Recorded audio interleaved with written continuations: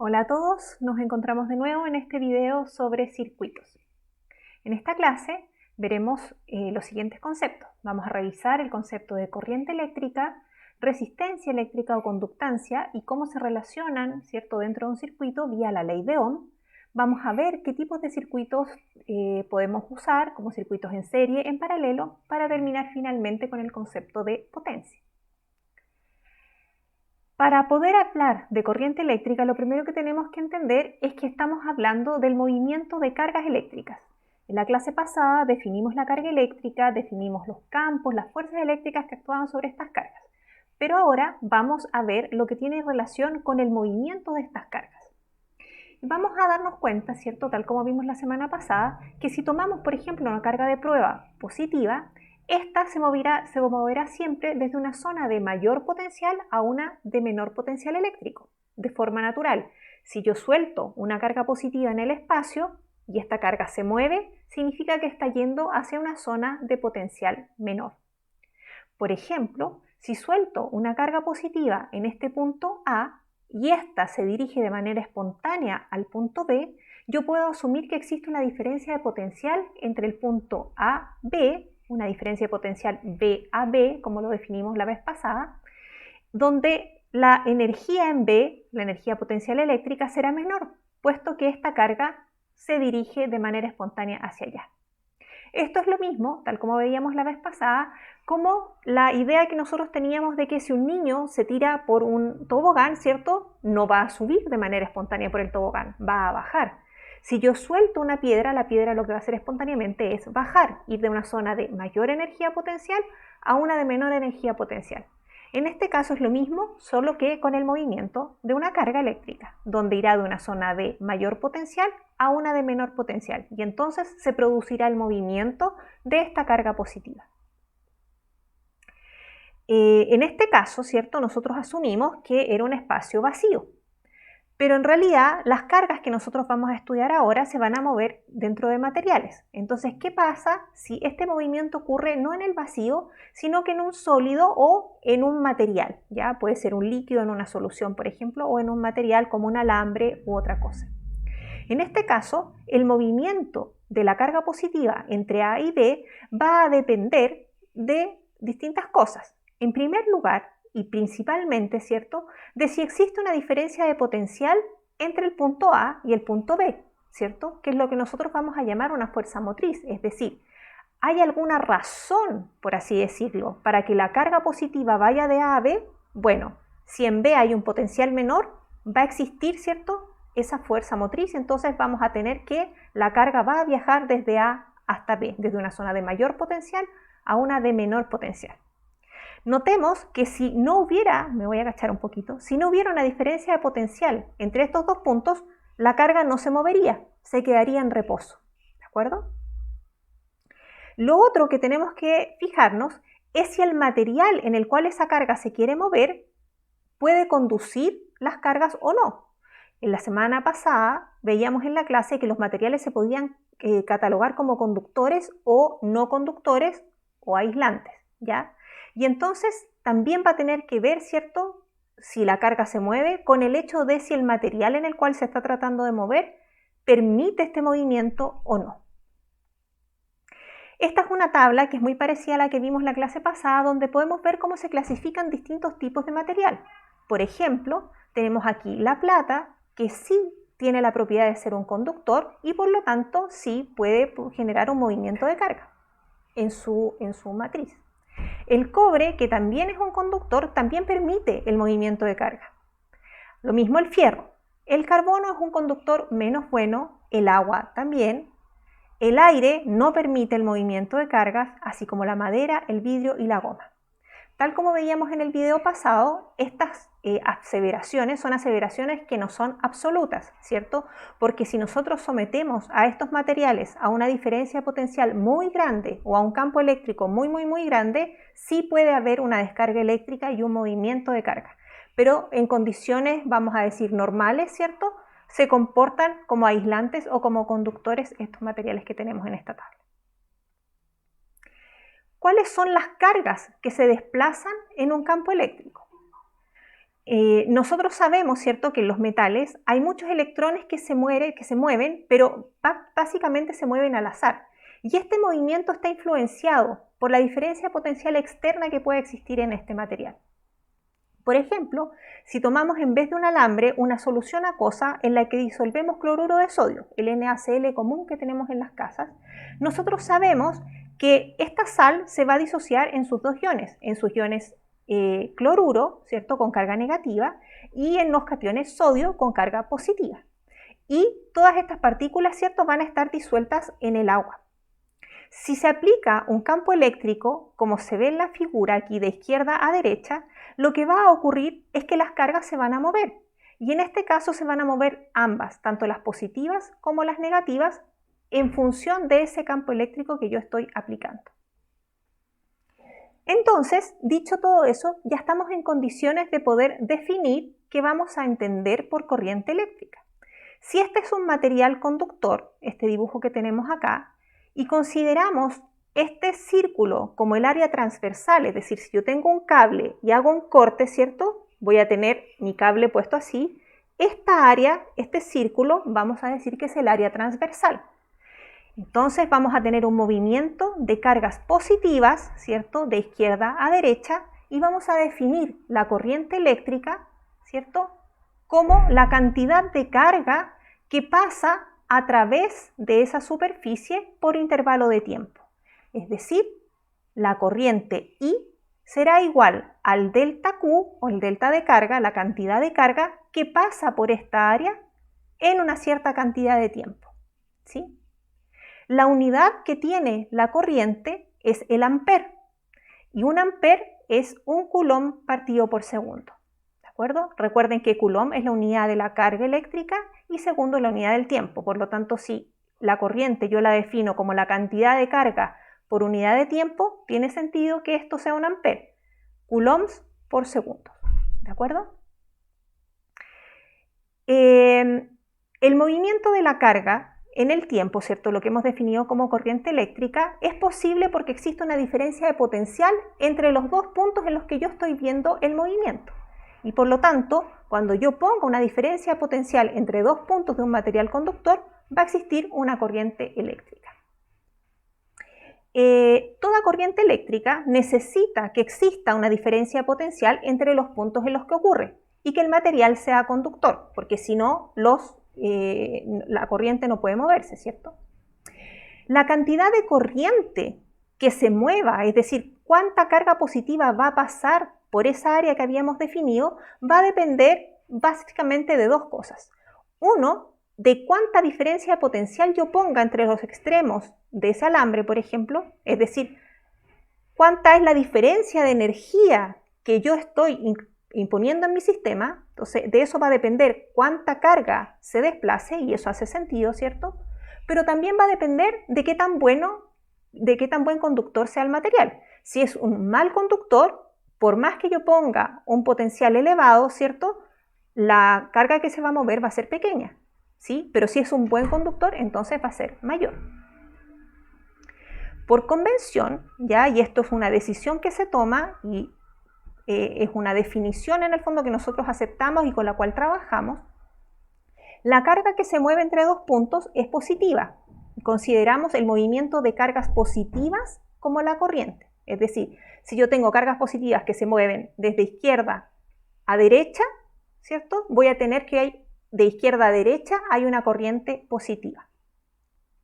Entonces siempre vamos a suponer, dado que estamos considerando cargas positivas que se mueven, que la corriente va desde un punto de menor potencial eléctrico a de uno de mayor potencial eléctrico a uno de menor, siempre como cayendo en el potencial, desde mayor potencial a menor potencial. ¿Sí? Si nosotros lo vemos de manera experimental para determinar cuál es la relación de la corriente eléctrica con las dos cosas que yo le dije que dependían. Uno, el delta V, ¿sí?, la diferencia de potencial, yo les dije que dependía de eso y de qué tan buen conductor era el material. Entonces, para saber cuál es la dependencia de la corriente con la diferencia de potencial, con la calidad del conductor, se puede hacer un experimento como el que se sitúa en esta diapositiva.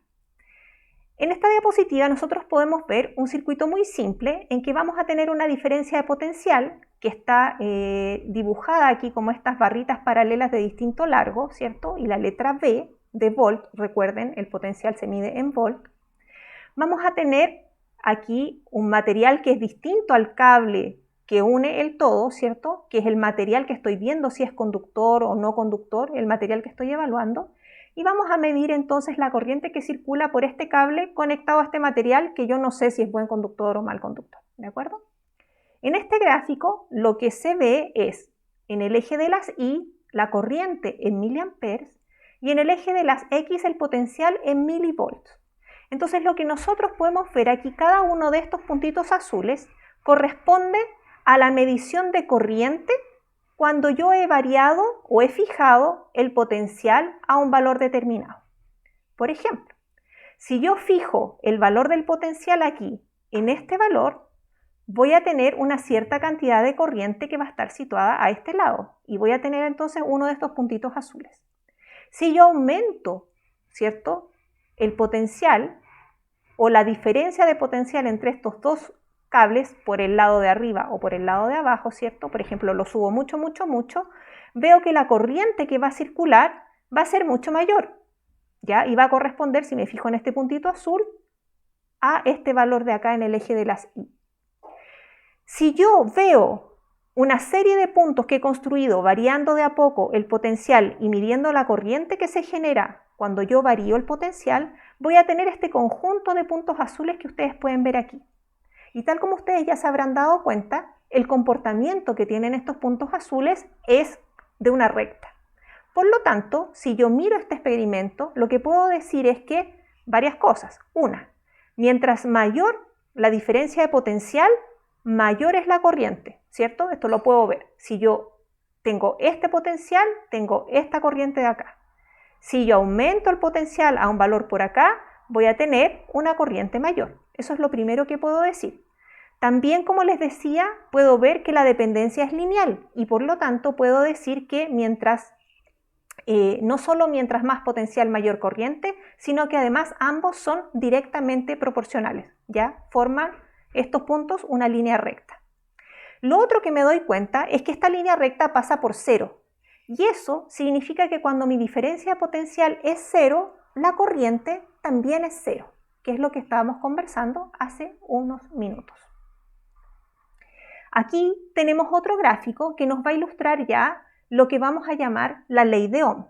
En este gráfico también tenemos en el eje de las Y la corriente eléctrica y en el eje de las X el potencial, ¿ya? Y tenemos las rectas que corresponden a tres materiales diferentes, ¿ya? Estos son cables que están compuestos por aluminio, por cobre o por plata, ¿de acuerdo? Y si ustedes se fijan, estas rectas no son iguales. Por ejemplo, si yo tomo el cable que está construido de aluminio, puedo ver que si yo aplico una diferencia de potencial de 5 volts, se va a generar una corriente de alrededor de 3 amperes. Sin embargo, si mi cable fuera de plata, para esos mismos 5 volts, yo voy a tener una corriente de 5 amperes, bastante mayor, ¿sí? Si yo tengo una diferencia potencial de 2 volts, por ejemplo, en el cable de aluminio, voy a tener una corriente de 1 ampere. Sin embargo, esos mismos 2 volts en el cable de plata van a generar una corriente de 2 amperes. Entonces puedo darme cuenta, leyendo este gráfico, que estos tres materiales tienen una distinta capacidad, ¿cierto?, para conducir la corriente eléctrica. Entonces lo vemos en las pendientes de estos gráficos.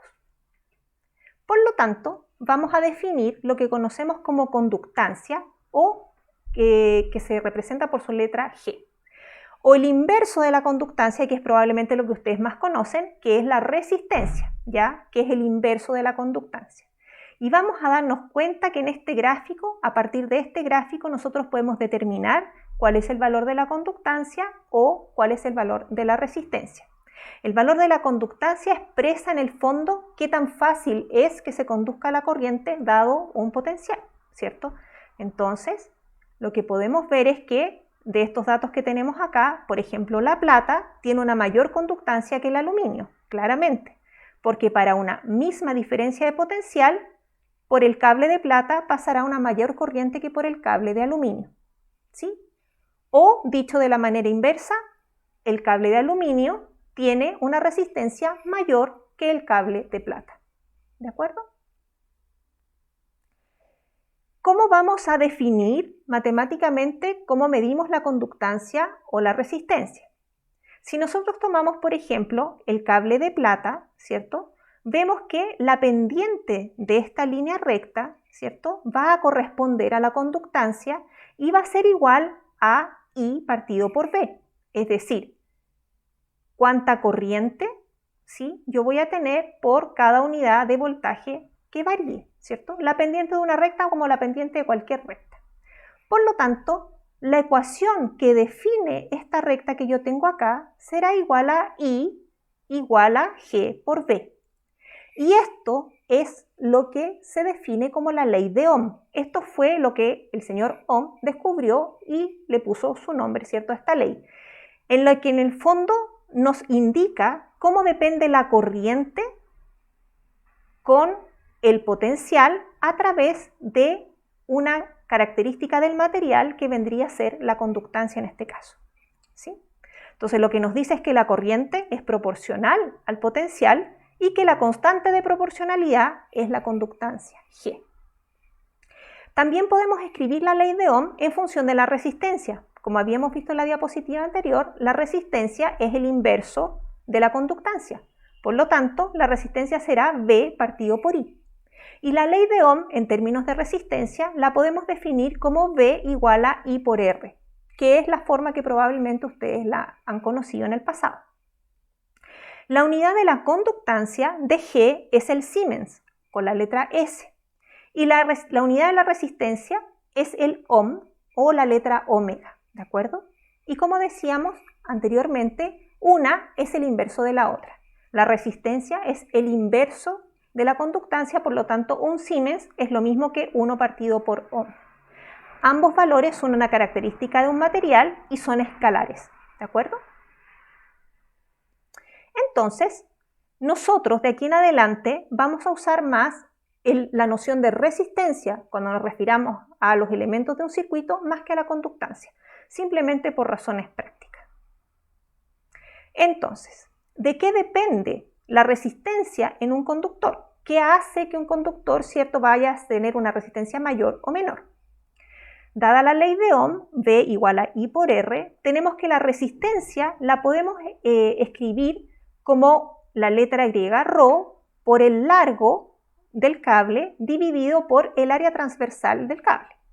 Esto siempre y cuando que estemos trabajando con un cable, ¿cierto? Si estamos trabajando con un material que no es un cable, que es un sólido de otra manera, las cosas cambian. Pero nosotros vamos a estar hablando de cables, ¿sí? Y esta relación para definir la resistencia nos indica que aquí hay dos cosas que importan para definir cuánta resistencia tiene un material o un cable. La primera, que está indicada aquí por la letra ρ y que es la resistividad, ¿ya?, tiene que ver con el material mismo.